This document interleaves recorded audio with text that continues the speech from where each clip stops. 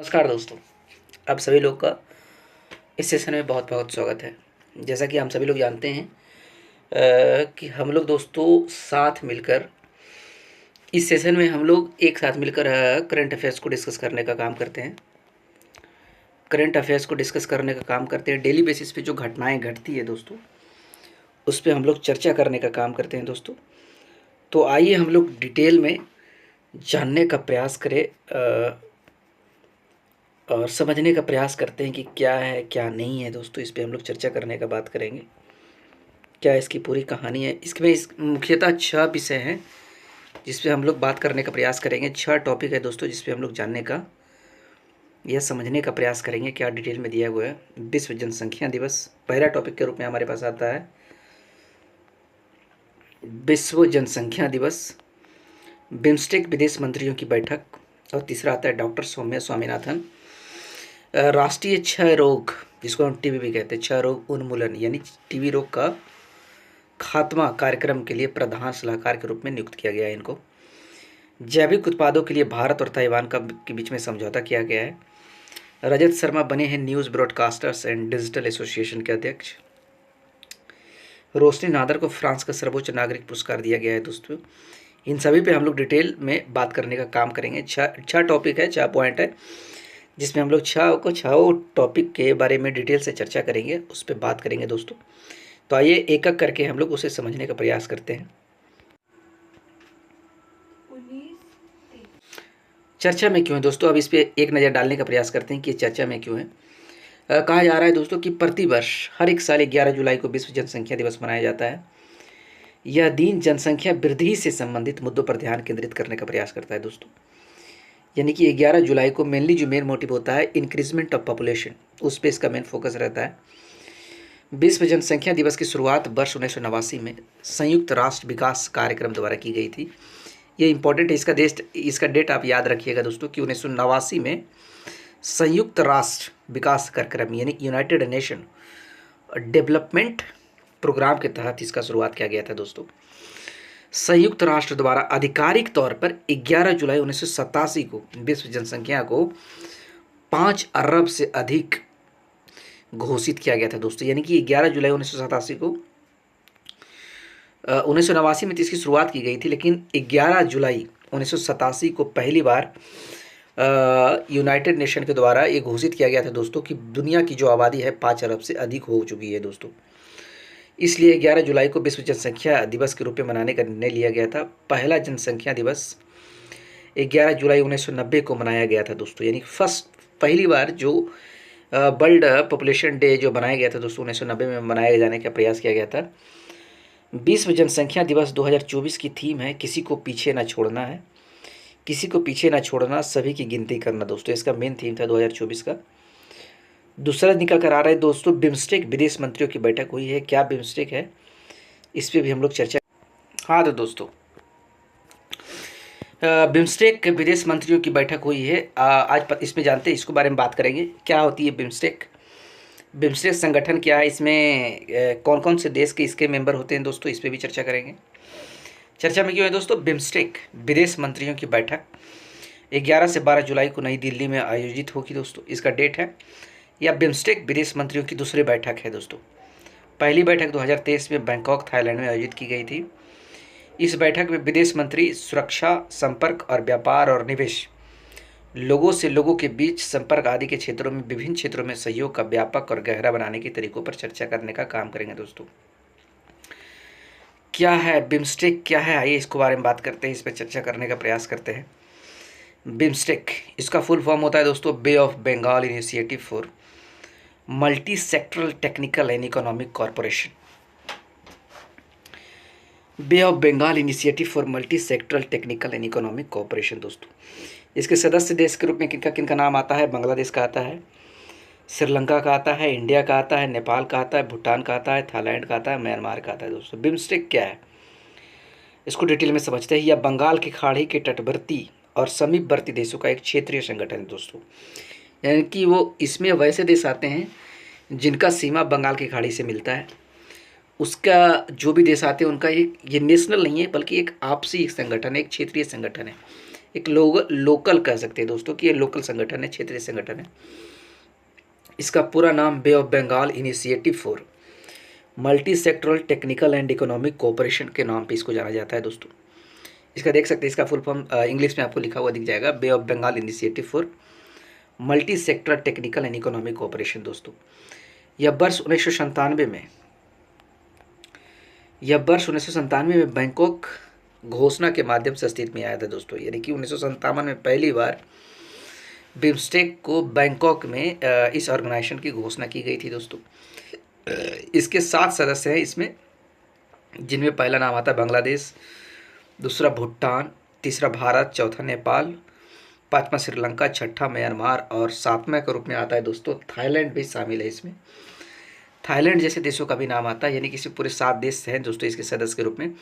यानी कि 7 देश का जो बाउंड्री है एक तरीके से दोस्तों बे ऑफ बंगाल की खाड़ी से मिलता है दोस्तों। बांग्लादेश, भूटान, भारत, नेपाल, श्रीलंका, म्यांमार और थाईलैंड शामिल है इसमें।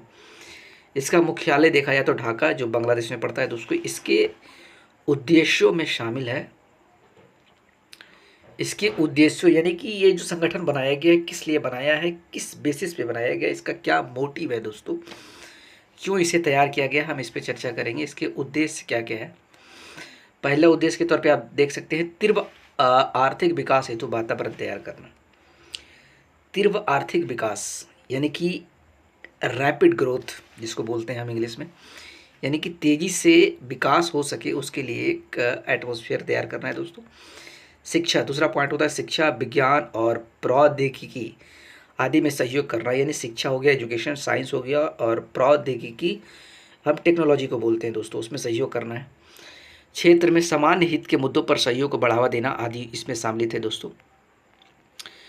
दूसरा करंट अफेयर्स के रूप में आता है, उसको क्या बोलते हैं, डॉक्टर सौम्या स्वामीनाथन राष्ट्रीय क्षय रोग उन्मूलन कार्यक्रम के लिए प्रधान सलाहकार नियुक्त की गई है। यानी सौम्या स्वामीनाथन राष्ट्रीय क्षय रोग यानी कि टीबी रोग जिसको बोलते हैं दोस्तों इंग्लिश में, क्षय रोग उन्मूलन यानी कि उसका एरेडिक्शन यानी पूरी तरीके से खत्म करने के लिए जो कार्यक्रम चलाए जाते हैं उनके लिए इनको प्रधान सलाहकार के रूप में नियुक्त करने का काम किया गया है दोस्तों। ये बहुत ही प्रतिष्ठित काम है दोस्तों और बहुत ही सकारात्मक पहलू है। चर्चा में क्यों है, हाल ही में डॉक्टर सौम्या स्वामीनाथन को राष्ट्रीय क्षय रोग यानी कि नेशनल टीबी डिजीज़ उन्मूलन कार्यक्रम यानी कि उनको खत्म करने के जो कार्यक्रम चलाए जाते हैं उनके लिए प्रधान सलाहकार के रूप में नियुक्त किया गया है। इनको प्रधान सलाहकार के रूप में सौम्या स्वामीनाथन इस कार्यक्रम के लक्ष्यों को प्राप्त करने के लिए समग्र रणनीति पर तकनीकी सलाह प्रदान करने का काम करेगी दोस्तों। यानी कि प्रधान सलाहकार के रूप में इनकी जो जिम्मेदारी है सौम्या स्वामीनाथन जी का, इनका जो जिम्मेदारी है इस कार्यक्रम के लक्ष्य जो भी है राष्ट्रीय क्षय रोग उन्मूलन का जो भी कार्यक्रम होगा इसके जो भी लक्ष्य होंगे वो चाहे टीबी को पूरी तरीके से ख़त्म करना है, टीबी के लिए अवेयरनेस बढ़ाना है, जो भी इसका लक्ष्य है दोस्तों उसको प्राप्त करने के लिए समग्र पूरी तरीके से रणनीति पर एक तकनीकी सलाह प्रदान करने का काम करेंगे दोस्तों। एक टेक्निकल एक तरीके से ये एडवाइज़र के रूप में काम करेंगी दोस्तों। ये इस कार्यक्रम के प्रभाव का आकलन करने में केंद्रीय स्वास्थ्य मंत्रालय और राज्य प्राधिकरण सहायता करेगी।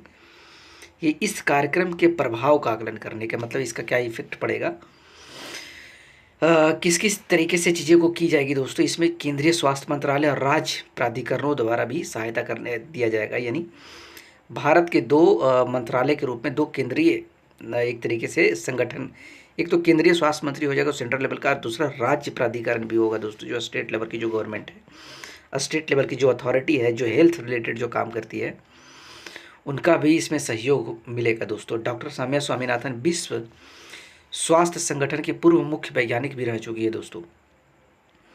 यानी विश्व स्वास्थ्य संगठन यानी कि वर्ल्ड हेल्थ ऑर्गेनाइजेशन यहाँ बात की जा रही है, उनकी भी पूर्व मुख्य साइंटिस्ट के रूप में काम की थी। जो टेक्निकल सपोर्ट करने का इनका जिम्मेदारी होती है, टेक्निकल सपोर्ट बताती है, टेक्निकल एडवाइस देती है दोस्तों। ये भारतीय चिकित्सा अनुसंधान परिषद की महानिदेशक भी रह चुकी है दोस्तों, जो कि बहुत बड़ी बात है और बहुत बड़ी अचीवमेंट है और काफ़ी एक्सपीरियंस्ड है दोस्तों। राष्ट्रीय क्षय रोग उन्मूलन कार्यक्रम क्या, अब इस पर डिटेल में बात करते हैं। नेशनल टीबी रोग इराडिक्शन प्रोग्राम से एक तरीके से कह सकते हैं आप इसको इंग्लिश में। इस कार्यक्रम को पूर्व में राष्ट्रीय क्षय रोग नियंत्रण कार्यक्रम के रूप में मनाया जाता था दोस्तों। इसका पहला नाम क्या था, राष्ट्रीय क्षय रोग उन्मूलन कार्यक्रम तो अब होते हैं, लेकिन इसके पहले इसका क्या नाम था, राष्ट्रीय क्षय रोग नियंत्रण कार्यक्रम था दोस्तों, यानी कि उन्मूलन का मतलब वही खत्म करना या फिर कंट्रोल करना, बात बराबर एक ही हुआ दोस्तों। पहले इसको राष्ट्रीय क्षय रोग नियंत्रण कार्यक्रम के रूप में जाना जाता था, लेकिन वर्ष 2020 में इसका नाम बदलकर राष्ट्रीय क्षय रोग उन्मूलन कार्यक्रम कर दिया गया था दोस्तों। इसका लक्ष्य भारत में टीबी को वर्ष 2025 तक खत्म करना है दोस्तों। यानी इसका मेन जो एम है, मुख्य जो इसका जो एक तरीके से गोल है दोस्तों, वो ये है कि भारत में टीबी को 2025 तक पूरी तरीके से खत्म कर देना, इनका मेन मोटिव है दोस्तों। देश स्तर पर इस कार्यक्रम का नेतृत्व स्वास्थ्य और परिवार कल्याण मंत्रालय के तहत केंद्रीय टीबी प्रभाग द्वारा किया जाता है दोस्तों। यानी कि पूरे देश की तौर पे अगर बात करें तो देश के लेवल पर इस कार्यक्रम का नेतृत्व स्वास्थ्य और परिवार कल्याण मंत्रालय के तहत, यानी health and family welfare ministry जो है दोस्तों, उनके तहत केंद्रीय टीबी प्रभाग द्वारा किया जाता है। यानी ये इंपॉर्टेंट है कि किस मिनिस्ट्री द्वारा इसको कंट्रोल किया जाता है, इसका नेतृत्व किया जाता है, इसको रिप्रेजेंट किया जाता है। तो health and family welfare ministry के तहत किया जाता है दोस्तों। जैविक उत्पादों के लिए भारत और ताइवान का समझौता हुआ दोस्तों। ऑर्गेनिक फार्मिंग के लिए, ऑर्गेनिक प्रोडक्शन कह सकते हैं, ऑर्गेनिक फार्मिंग ही कह सकते हैं हम। ऑर्गेनिक प्रोडक्शन क्या होता है? ऑर्गेनिक फार्मिंग ही होता है दोस्तों।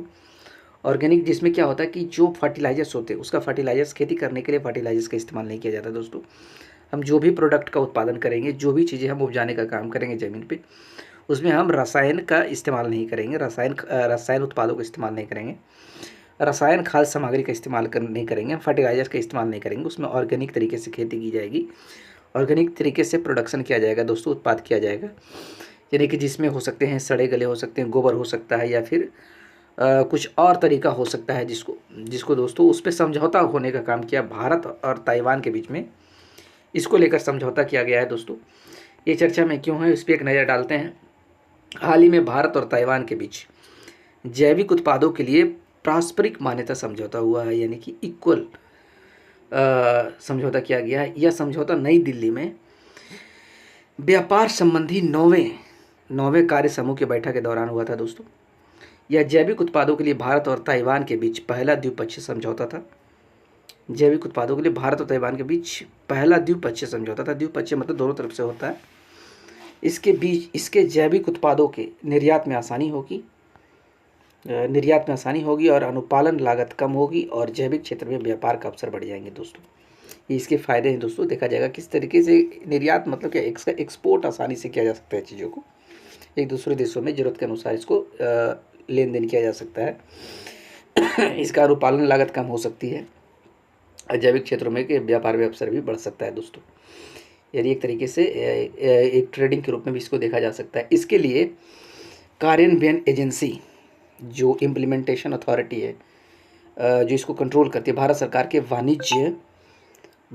के वाणिज्य और उद्योग मंत्रालय के तहत, ध्यान रखिएगा ये मिनिस्ट्री आप याद रखिएगा, भारत सरकार के, माफ़ करिए जब तक ये नेट चालू रहेगा ऐसा ही करेगा ये, भारत सरकार के वाणिज्य और उद्योग मंत्रालय के तहत कृषि और प्रसंस्कृत खाद्य उत्पाद निर्यात विकास प्राधिकरण, और ताइवान के कृषि मंत्रालय के तहत कृषि एवं खाद्य एजेंसी है दोस्तों। ये दोनों तरफ से जो मिनिस्ट्री है, इसमें जो उनका जो सहयोग होगा उनके बारे में बात किया जा रहा है। इस समझौते के बाद प्रमुख भारतीय जैविक उत्पादों का ताइवान में निर्यात हो सकेगा, यानी कि ताइवान में एक्सपोर्ट हो सकेगा दोस्तों, जो कि हमारे भारतीय एक तरीके से बिजनेस में हमें फ़ायदा मिलने का काम करेगा दोस्तों। हमारा एक्सपोर्ट बढ़ेगा, हमारा ट्रेडिंग बढ़ेगा दोस्तों। इनमें से कौन कौन से शामिल है दोस्तों, किनके उत्पादों के लिए किया जाएगा? जैविक उत्पादों यानी ऑर्गेनिक तरीके से जो प्रोडक्शन किया जाएगा उसका एक्सपोर्ट किया जाएगा। तो उसमें कौन कौन है? चावल है, उसमें चावल का नाम आता है दोस्तों। प्रसंस्कृत खाद्य का नाम आता है, हरी काली चाय का नाम आता है, हर्बल चाय का नाम आता है, औषधीय पौधों का नाम आता है। इन सारी चीज़ों का एक्सपोर्ट किया जाएगा ताइवान को दोस्तों। आप इस पे देख सकते हैं चाइना के जस्ट नीचे ताइवान है दोस्तों, उसके ऊपर मंगोलिया है और इधर हिंदुस्तान है। आप मैप में भी देख सकते हैं नक्शा ताइवान। अब ताइवान के बारे में जान लेते हैं, इसका जियोग्राफिकल लोकेशन के बारे में जान जाएंगे और कुछ इसके करेंसी के बारे में बात करते हैं। ताइवान चीन के दक्षिण पूर्वी तट से लगभग 100 मील दूर स्थित एक द्वीप है दोस्तों। ताइवान एक द्वीप है, एक आइलैंड है। इसकी राजधानी ताइपे है दोस्तों। मुद्रा ताइवान डॉलर है। वर्ष 1683 से 1895 तक ताइवान पर चीन के चिंग राजवंश का शासन था दोस्तों, यानी 1895 तक ताइवान पर चीन के चिंग राजवंश का ही शासन था। चीनी कम्युनिस्ट सेना से हार के बाद चैंग काई शेक और उनके सहयोगी चीन से भागकर ताइवान चले आए थे दोस्तों, यानी पहले चीन का ही हिस्सा हुआ करता था, लेकिन चीनी कम्युनिस्ट सेना के लड़ाई में यानी उससे हारने के बाद चैंग काई शेक और उनके सहयोगी चीन से भागकर ताइवान चले आए थे। उसके बाद से ताइवान अपने आप को चीनी गणराज्य मानता है, यानी रिपब्लिक ऑफ चाइना मानता है दोस्तों। चीनी एक तरीके से मतलब इंडिपेंडेंट मांगता है, यानी ये इसका कहना है कि हम चाइना का हिस्सेदार नहीं हैं, हम चाइना के हिस्से में नहीं पड़ते, हम लोग एक अलग देश हैं, अलग हमारा एक अस्तित्व है, अलग इक्वल स्टेटस है दोस्तों, ऐसा इनका कहना है। ताइवान खुद को एक स्वतंत्र देश मानता है, अपना संविधान और अपने चुने हुए नेताओं की सरकार बनाने का प्रयास सरकार भी बनाता है और देश को चलाता भी है दोस्तों। वर्ष 1979 में अमेरिका ने वर्तमान चीन के साथ राजनयिक संबंध स्थापित किए और इसे चीन की एकमात्र वैध सरकार के रूप में मान्यता दी दोस्तों। राजनीतिक संबंध स्थापित किए, इसे चीन की एकमात्र वैध सरकार के रूप में मान्यता दी है। वर्ष 1979 में 79 से पहले अमेरिका को ताइवान को ही चीन के रूप में मान्यता दी थी, यानी ताइवान को ही चीन कहा गया था, लेकिन उसके बाद यानी कि वर्ष 1979 से पहले अमेरिका ने ताइवान को ही चीन के रूप में मान्यता दी थी दोस्तों, यानी ताइवान को ही चीन मानता था, उसको चीन नहीं मानता था 1979 से पहले। लेकिन 1979 में अमेरिका ने वर्तमान चीन के साथ 1979 में जो हाल फिलहाल में जो चीन के रूप में जो लोकेशन है, जो देश है दोस्तों, उसके साथ एक राजनीतिक संबंध स्थापित किया है और उससे चीन की एकमात्र वैध सरकार के रूप में मान्यता दे दी। यानी कि जो प्रेजेंट जो चीन है, अमेरिका उसे सिर्फ चीन मानता है, लेकिन 1979 के बाद जो हाल फिलहाल में जो चीन है दोस्तों, उसको वास्तविक तौर पे चीन के रूप में उसको मानता है कि हाँ यही चीन है, और ताइवान को ताइवान मानता है दोस्तों। लेकिन 1979 से पहले ताइवान को ही अमेरिका चीन मानता था दोस्तों। चीन ने ताइवान को हमेशा से ऐसे प्रांत के रूप में देखा है जो उससे अलग हो गया है दोस्तों, यानी चीन को एक तरीके से चीन का देखने का नज़रिया है कि हमारा ही हिस्सा है, हमारा ही भाई है, हमारा ही पार्ट है जो हमसे ही अलग हुआ है दोस्तों। चीन मानता है कि भविष्य में ताइवान चीन का हिस्सा बन जाएगा, लेकिन चीन का ये भी मान्यता है कि भविष्य में चीन और ताइवान एक ही हो जाएंगे दोस्तों। चीन जब भी किसी देश के साथ कूटनीतिक संबंध स्थापित करता है तो उसकी सबसे अहम शर्त होती है कि वन चाइना पॉलिसी, यानी कि जब भी वो किसी देश के साथ कूटनीतिक संबंध स्थापित करता है, यानी जब भी किसी देश के साथ वो राजनीतिक संबंध रखता है, यानी कि एक तरीके से पॉलिटिकल रिलेशन रखता है, इस तरीके से व्यापार करने का काम करता है दोस्तों, या फिर कूटनीतिक संबंध करता है, तो उसमें पहले उस देश को बता दिया जाता है कि ताइवान और चीन एक ही है, ये दोनों अलग नहीं है, इसको आप मानेंगे तभी हम आपके साथ व्यापार करेंगे, वरना हम आपके साथ व्यापार नहीं करेंगे दोस्तों। ऐसा चीन का पॉलिसी है, ऐसा चीन का एक शर्त होता है जब भी किसी देश के साथ राजनीतिक संबंध में जाता है या फिर किसी तरीके का व्यापार करने का प्रयास करता है दोस्तों। तब इसके तहत जो देश चीन के साथ कूटनीतिक संबंध स्थापित करेंगे वो ताइवान को एक अलग देश के रूप में मान्यता नहीं दे सकते, बल्कि उसे चीन का ही हिस्सा मानेंगे दोस्तों। ये इनका पॉलिटिकल पॉलिसी है दोस्तों, ये इनका एक तरीका है ताइवान को अपने से मिलाने का, एक स्ट्रेटजी के तौर पे आप इसको देख सकते हैं, मान सकते हैं दोस्तों। अगला करंट अफेयर्स के रूप में क्या है कि रजत शर्मा बने news broadcaster and digital association के अध्यक्ष। NBDA क्या है दोस्तों? News broadcast and digital association, इनका अध्यक्ष के रूप में ये इनको बनाया गया। आप इनका चेहरा को जान ही रहे होंगे, रजत शर्मा, इनको आप पहचानते ही होंगे दोस्तों। इंडिया टीवी के ये चीफ एडिटर है, ये हेड है दोस्तों। इंडिया टीवी को ये रिप्रेजेंट करने का काम करते हैं, जो कि देश की एक बहुत बड़ी प्रेस कह सकते हैं, प्रेस बॉडी है या फिर एक न्यूज़ बॉडी है दोस्तों। ये चर्चा में क्यों है? हाल ही में इंडिया टीवी के चेयरमैन, यानी कि इंडिया टीवी के चेयरमैन है, हाल ही में इंडिया टीवी के चेयरमैन रजत शर्मा को news broadcasters and digital association का अध्यक्ष चुना गया है दोस्तों। अब क्या होता है news broadcasters and digital association, इसके बारे में एक नज़र डालते हैं। यह भारत में समाचार प्रसारकों का सबसे बड़ा संगठन है, यानी कि पूरे देश में जितने भी समाचार प्रसारक हैं, जो भी समाचार प्रसारक दिखाते हैं, उन सभी का एक सबसे बड़ा संगठन है, यानी कि सबसे बड़ा मेंबरशिप एक तरीके से कह सकते हैं। जो भी जितने भी न्यूज़ एजेंसी है इस देश में, उसका एक गठन है, एक संगठन है दोस्तों, जो कि देश में सबसे बड़ा संगठन है प्रेसों का दोस्तों। इसकी स्थापना 2007 में की गई थी। यह भारत में समाचार समसामयिक मामले और डिजिटल प्रसारकों की सामूहिक आवाज़ के रूप में काम करता है एक तरीके से दोस्तों। यह भारत में दोस्तों समाचार और समसामयिक मामलों यानी कि देश विदेश में जितनी भी राजनीतिक घटनाएं घटती है या फिर जो सामाजिक घटनाएं घटती है दोस्तों, या फिर डिजिटल जितने भी प्रसारक हैं उनका एक सामूहिक आवाज़ है, उसका एक कलेक्टिव आवाज़ है दोस्तों। यह एक ऐसा संगठन है, एक ऐसा ऑर्गेनाइजेशन है दोस्तों जिसे पूरी तरह से इसके सदस्यों द्वारा फंडिंग की जाती है, वित्त पोषित किया जाता है पूरी तरीके से। इसके मेंबर ऑफ जितने भी संगठन इसके जो मेंबर है वही इनका फंडिंग करने का काम करते हैं। इसके सदस्य वर्तमान में अगर बात करें, इसके वर्तमान में सदस्य के रूप में 27 प्रमुख समाचार और समसामयिक मामलों के प्रसारक, जिनमें 125 समाचार और समसामयिक मामले चैनल शामिल हैं दोस्तों। अगला करंट अफेयर्स के रूप में हमारे साथ निकल कर क्या आ रहा है दोस्तों, रोशनी नादर को फ्रांस का सर्वोच्च नागरिक पुरस्कार मिला है दोस्तों। ये कौन है महिला, आइए हम इनके बारे में भी बात करते हैं, इनको समझने का प्रयास करते हैं, इन्हें जानने का प्रयास करते हैं दोस्तों। रोशनी नादर कौन है, क्या करती हैं और इन्हें क्यों दिया गया है ये फ्रांस का सर्वोच्च नागरिक पुरस्कार, चर्चा में क्यों है। हाल ही में रोशनी नादर को फ्रांस के सर्वोच्च नागरिक पुरस्कार से पुरस्कृत किया गया है, जिसका नाम है सेवेलियर डेला लीजियन डी होनूर या Knight of the Nation Order of the French Legion of Honour से सम्मानित किया गया है दोस्तों। रोशनी नादर को व्यापार जगत में, ये एक बिजनेस वुमेन है, इंडिया के जानी मानी बहुत बड़ी उद्यमी है दोस्तों। रोशनी नादर को व्यापार जगत में उनके उत्कृष्ट योगदान फ्रांस और भारत के बीच आर्थिक संबंधों को बढ़ावा देने के लिए उनके निरंतर प्रयासों के लिए सम्मानित किया गया है दोस्तों। यानी कि फ्रांस और इंडिया के बीच में जो बिजनेस है उसको बढ़ाने के लिए इनको एक तरीके से सम्मानित करने का काम किया गया है दोस्तों। Order of Legion d'Honneur क्या है, Order of Legion of Honour, यह फ्रांस सरकार द्वारा दिया जाने वाला सर्वोच्च नागरिक पुरस्कार है दोस्तों। ये पुरस्कार को आप याद रखिएगा, इंपॉर्टेंट है, Order of Legion d'Honneur, जिसे हम बोलते हैं Order of Legion of Honour भी कहा जाता है इसको। यह फ्रांस सरकार द्वारा दिए जाने वाले सर्वोच्च नागरिक पुरस्कार है दोस्तों। इस पुरस्कार की स्थापना वर्ष 1802 में नेपोलियन बोनापार्ट द्वारा की गई थी दोस्तों। यानी बहुत पुराना, बहुत प्रेस्टिजियस है, लगभग 200 साल हो रहे हैं इसका।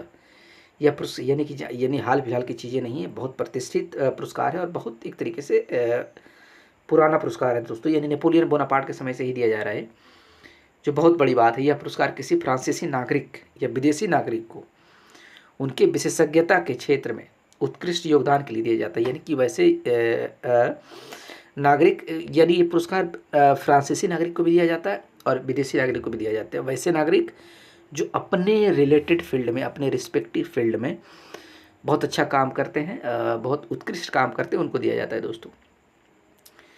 प्रधानमंत्री नरेंद्र मोदी को वर्ष 2023 में Grand Cross of the Legion of Honour प्राप्त हुआ था। यानी 2023 में भी फ्रांस में प्रधानमंत्री नरेंद्र मोदी को दिया गया था दोस्तों, फ्रांस के द्वारा। दुर्गा चरण रक्षित लीजन ऑफ ऑनर पुरस्कार पाने वाले पहले भारतीय थे। मोदी जी का नाम आता दुर्गा चरण रक्षित, ये नाम याद रखिएगा, दुर्गा चरण रक्षित लीजन ऑफ ऑनर पुरस्कार पाने वाले पहले भारतीय थे। इन्हें वर्ष 1896 में यह पुरस्कार प्रदान किया गया था दोस्तों। इससे संभावित प्रश्न क्या निकलते हैं दोस्तों, बिम्स्टेक का मुख्यालय कहाँ है दोस्तों, तो इसका सही उत्तर होगा ढाका, बांग्लादेश, जुब्बी के रूप में होगा दोस्तों। उम्मीद करते हैं आप सभी लोग इसको एंजॉय किए होंगे, आप सभी लोगों को चीज़ें अच्छे से समझ में आया होगा और सभी लोगों के लिए एक तरीके से एक महत्वपूर्ण टॉपिक के रूप में होगा दोस्तों, जो आप लोगों को बहुत अच्छी तरीके से एक हद तक आप लोग को ये मदद करने का काम किया होगा दोस्तों। हमारे साथ जुड़ने के लिए आप सभी लोग को बहुत बहुत धन्यवाद। आप इसी तरीके से चैनल से बने रहे, इसी तरीके के आपको हाल फिलहाल की घटनाएं के बारे में आपको जानकारी दी जाएगी दोस्तों। बहुत बहुत धन्यवाद हमारे साथ जुड़ने के लिए।